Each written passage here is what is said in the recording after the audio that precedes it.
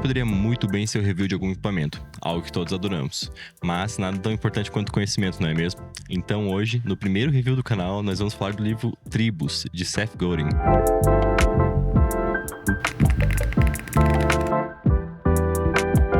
Esse é um livro minúsculo, que um leitor normal vai levar o quê? 5 horas pra ler?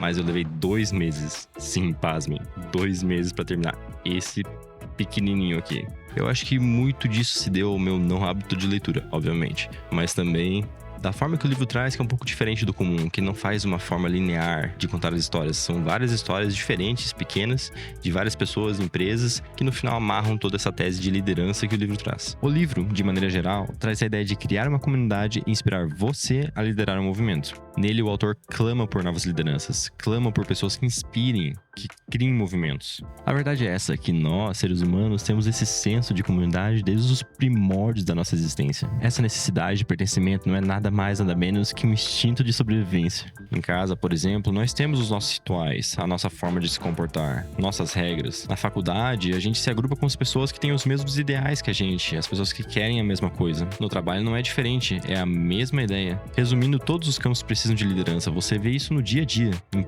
todos os âmbitos da vida. E essa é uma posição em falta, segundo o autor, nos dias atuais. Hoje, com o digital, facilitou muito achar e fazer parte dessas tribos. Imagina antes como era caro reunir essas pessoas, alugar um espaço, reunir todo mundo, transportar essa galera. Não que hoje em dia não tenha eventos presenciais, muito pelo contrário, mas a facilidade de formá-los é muito diferente. Atualmente não, é muito mais fácil.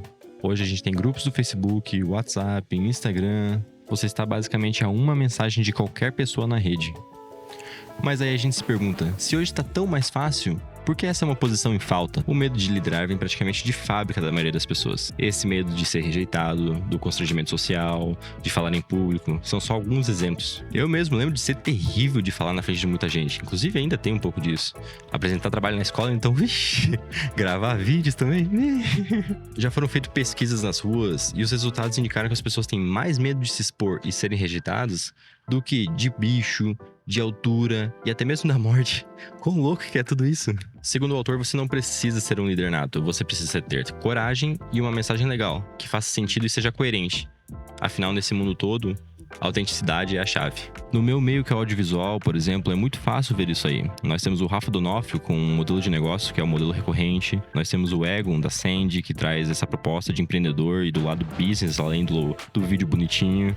Temos o Daniel Schiffer com o estilo B-roll, como muitos conhecem, que popularizou e virou uma febre. Então, esses são apenas alguns dos exemplos que são bem conhecidos, e todos eles têm algo em comum. As tribos, nada mais, nada menos, são grupos de pessoas que se reúnem ao redor de um interesse em comum. As pessoas buscam encontrar outras pessoas que também têm os mesmos interesses que elas. Então vamos lá, resumindo tudo. O nosso top 5 aprendizados com esse livro é que liderança é diferente de gerência.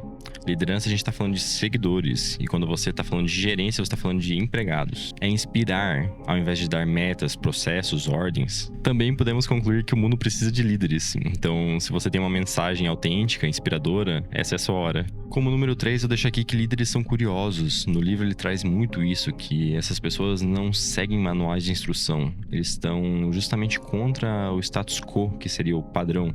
Geralmente são pessoas que acreditam tanto numa ideia que eles vão atrás dela e, por causa da autenticidade, novamente, fazem dar certo. São pessoas que buscam maneiras alternativas, muitas vezes fora do normal, para dar soluções às coisas que não eram encontradas antes. E com isso também a gente conclui que liderança gera movimento. São pessoas que saem da curva, criam lideranças, inspiram outras pessoas a segui-la, que começam outros movimentos e assim vai. É um ciclo que não acaba nunca. E por último, mas não menos importante, inclusive, o mais importante pra mim, é que o maior inimigo é o medo.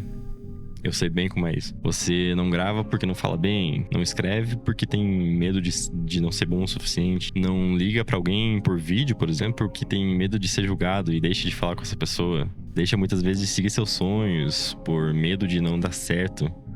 Então o medo trava a gente. Mas tem uma frase que eu gosto muito, que depois que eu vi ela mudou muito a minha percepção, inclusive sobre a vida. Que é a dor da rejeição é muito menor do que a dor do arrependimento. E isso é bem profundo. A rejeição é triste, mas ela é necessária para a mudança. A melhor forma de você melhorar e conseguir progredir é errando, porque só erra quem tenta. E se você não tenta, você fica parado no mesmo lugar. Muito obrigado. Deixe seu like, inscreva-se. E comente aí qual que é o próximo livro que você gostaria de ouvir um review. Até a próxima.